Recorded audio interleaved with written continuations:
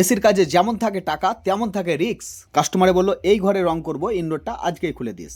না না না, এসিকে ঠান্ডা লাগেনি, আসলে এই রুমটাতে অনেক কাজ হয়েছে তাই লজ্জা পেয়েছে, তার জন্যই মাথায় ঘুমটা দিয়েছে। তো তাই ঘুমটাটা সরিয়ে দিলাম আমরাই। আর এই ইনডোরটা খোলার আগে পজিশনটা দেখে নিলাম। দেখতেই পাচ্ছ এর যে ইনডোর আউটডোর যে কানেকশনটা আছে সেটা কিন্তু খুব রিস্কের। প্রথমে তো আমরা খুঁজেই পাচ্ছিলাম না যে কিভাবে ওখানে উঠবো। তারপর দাদা এলো, দিয়ে একটা সিঁড়ির ব্যবস্থা করে দিল। আর এই সিঁড়ি সেই সিঁড়ি ভাই যা হাতে ধরে বড় করতে হয়। তারপরে করে দিলাম ইনডোরটাকে চালু, আর এইদিকে ইমরোজকে পাঠিয়ে দিলাম উপরে গ্যাসটাকে লক করার জন্য। এসির ইনডোর তো চালু হয়ে গেল, কিন্তু আউটডোর কোনো মতেই চালু হচ্ছে না, কারণ রুমের টেম্পারেচারটা এতই কমে গেছে যে 16 ডিগ্রির নিচে চলে এসছে। তাই হাতে করে একটু ঘষে চেষ্টা করলাম, না কোনো মতেই কিন্তু চালু করতে পারলাম না। তার জন্য কিন্তু গরম জল করে একটু যেই টাচ করলাম, বাস ফাটাক করে আউটডোর নিয়ে নিল। আর ইমরোজকে বললাম গ্যাস লক করতে, ওর গ্যাস লক করা হয়ে গেল। সঙ্গে সঙ্গে কিন্তু প্লাগটা আমি খুলে দিলাম। এই দিকের কাজ আমাদের মোটামুটি শেষ। চলে গেলাম বাইরে। আমি যেমন মিস্ত্রি, ইমরোজ হচ্ছে হেল্পার, তাই ওকে বললাম এই কাজটা তুই কর। ওঠার পরে কিন্তু ফটাফট দেখতে পাচ্ছ খুলে দিলাম নাট। তারপরে সুন্দর করে ব্ল্যাক টেপ মেরে, যাতে পাইপের লাইনের মধ্যে কোনো রকম ভাবে জল না ঢুকে, তার জন্য কিন্তু সুপার ভাবে ব্ল্যাক টেপ মেরে দিলাম। আর এখানে কিন্তু অনেক সময় বুনবুনে ঢুকে গিয়ে বাসা করে দেয় আর পাইপ লাইনটা জাম হয়ে যায়। তো